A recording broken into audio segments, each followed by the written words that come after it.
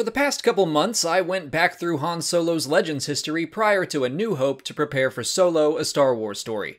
Now that the movie is out, I thought it would be fun to go through some of the major beats to see what was similar and what changed. There will be spoilers for the movie ahead.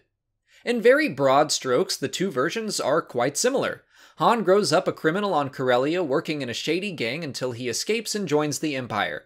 It's not long before he leaves the military with his new friend Chewbacca, becoming a criminal and smuggler once more. He meets Lando, wins the Falcon in a game of sabacc, and has some run-ins with a long-lost love who abandons him. Again, those are very broad strokes, but the description works for Legends and the film, so let's take a closer look. In Legends, Han worked with more of a mobile pirate crew that traveled from world to world. He didn't stay on Corellia that entire time, and he didn't have anyone like Qi'ra with whom he was romantically involved. He also knew that his last name was Solo despite growing up an orphan. He wasn't assigned that name by some random Imperial, which was a development I personally didn't like. His motivations for joining the Empire are completely different in the movie. In Legends, it was a dream of his to become a respectable officer. He wanted to elevate his status, and in the movie it's a move of desperation to escape Corellia. I do prefer the film version here. I think it's more consistent with Han's character that he never really cared for any cause until the events of A New Hope. In Legends, Han was a model soldier until he met Chewie and saved the Wookiee from slavery. In the movie, Han is noted as a troublemaker and he's drummed out of the academy to become a mud trooper. He still saves Chewbacca from some sort of slavery, and then he deserts rather than being dishonorably discharged. In both Legends and canon, the pair very quickly become involved working for the criminal underworld, just for different cartels. At that point in Legends, Han did have a long-lost love, but he wasn't motivated to try and find her. They just kind of keep running into each other anyway. And every time, Bria, who is the Legends girlfriend, is forced to leave him in the name of duty, which is similar to how Han and Qi'ra part ways in the film.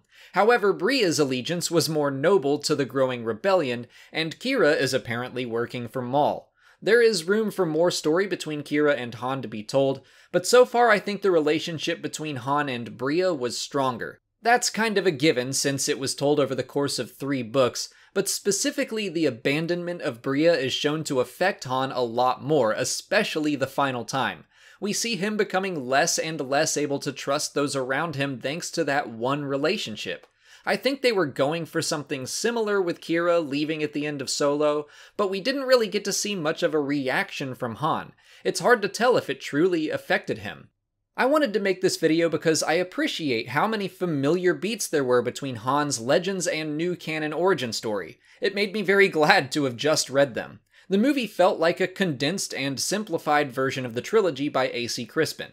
I don't know if that was on purpose or if it's because both stories were working off the same notes. A lot of Han's origins were already set up by Lucas, who considered Han to have grown up an orphan that fell in with a bad crowd. It's likely Lawrence Kasdan and A.C. Crispin both had the same notes and jumping off point, which would lead to somewhat similar stories. What do you guys think about the Legends inspirations behind Solo, a Star Wars story? Was there anything in Legends that you wish made it into the film? Let me know in the comments, and stay on the lookout for more videos like this covering the movie. If you haven't already, please like this video, subscribe to the channel, follow me on Twitter, Instagram, and Facebook, and consider checking out my Patreon page.